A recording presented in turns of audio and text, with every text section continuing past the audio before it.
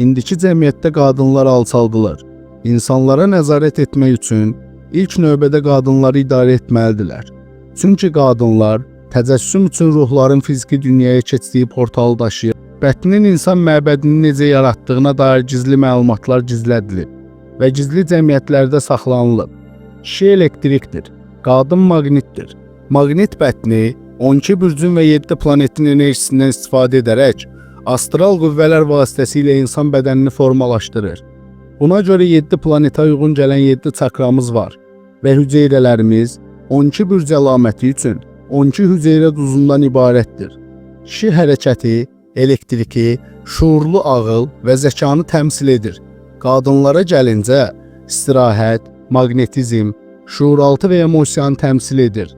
İlahi qadın repressiyaya məruz qaldı və şeytanlaşdırıldı. İnsanlığı kişi enerjisinə yönəltdi. Bizi empatiya və emosiyadan uzaqlaşdırdı. Bu cür videoların davamı üçün videonu bəyənib və kanala abunə olmağı unutmayın.